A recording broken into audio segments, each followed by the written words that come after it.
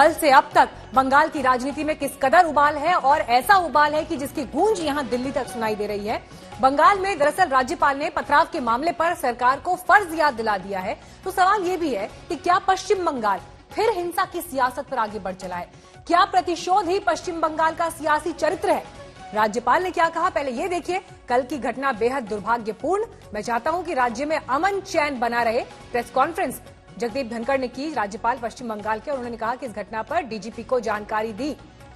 कल ही आपको बता दें, बीजेपी के राष्ट्रीय अध्यक्ष जेपी नड्डा के काफिले पर पथराव हुआ था, तो उन्होंने ये तमाम बातें आज की प्रेस कॉन्फ्रेंस में की। लोग बेलगाम ढंग से सड़कों पर उतरे थे।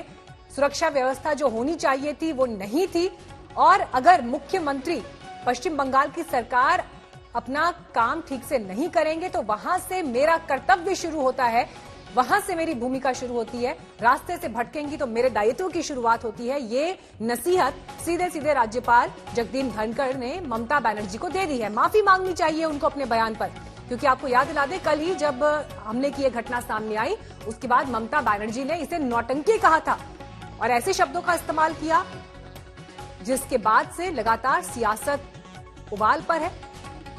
ममता बनर्जी को संविधान का पालन करना होगा और वो अपने कर्तव्य से न भटकें। बदले की भावना से मुख्यमंत्री काम कर रही हैं। तो ये तीखा हमला राज्यपाल ने भी मुख्यमंत्री के ऊपर बोला है। बीजेपी अध्यक्ष के खिलाफ ये बयान बेहद दुर्भाग्यपूर्ण। कल ही जब दोपहर बाद ये घटना सामने आई थी, उसके बाद पहले बीजेपी की तरफ से प्रेस कॉन्फ्रेंसेस हुई, उसके बाद गृह मंत्रालय ने पश्चिम बंगाल सरकार से जवाब मांगे, और आज राज्यपाल ने भी एक रिपोर्ट गृह मंत्रालय को सौंपी और खुद राज्यपाल जगदीप धनखड़ ने प्रेस कॉन्फ्रेंस में ये तमाम बातें की।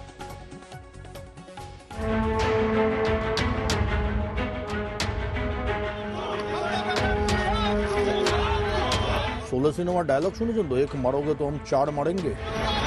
अपने सियासी रक्त चरित्र के लिए कुख्यात पश्चिम बंगाल की सियासत एक बार फिर प्रतिशोध की सियासत की तरफ बढ़ चली है। प्रभाव इन हिंदी, जैसी करनी ऐसी भरनी। अपनी पार्टी के राष्ट्रीय अध्यक्ष जेपी नड्डा के काफिले पर डायमंड हार्बर में कल पत्थर फेंकने की घटना के खिलाफ बीजेपी की तरफ से बदला लेने वाले बयान सामने आ रहे हैं। जरा सुनिए पश्चिम बंगाल के बीजेपी के सचिव साइतन बसु का बयान। बदला शुरू হয়ে যাচ্ছে। ওই যে কালো কালি লাগিয়েছে, এটা সামান্য উদাহরণ একটা। 16 সিনেমা ডায়লগ শুনেছেন তো, এক মারোগে তো हम 4 মারেंगे। বিজেপি চাইলে তৃণমূল কংগ্রেসের কোনো নেতাদের পশ্চিমবঙ্গের বাইরে বেরোনো বন্ধ করে দিতে পারে। কেউ বেরোতে পারবে না, সব এখানে ইঁদুরের মতো গর্তে লুকিয়ে থাকবে। एक्चुअली देयर इज अ प्रभाव इन हिंदी, जैसी करनी ऐसी भरनी। People and BJP workers are very much angry with these persons. दरअसल साइतन बसु दिल्ली की उस घटना का जिक्र कर रहे थे जब नड्डा के काफिले पर हुए हमले के विरोध में कुछ लोगों ने ममता बनर्जी के भतीजे और टीएमसी सांसद अभिषेक बनर्जी के बंगले पर काला पेंट पोत दिया था।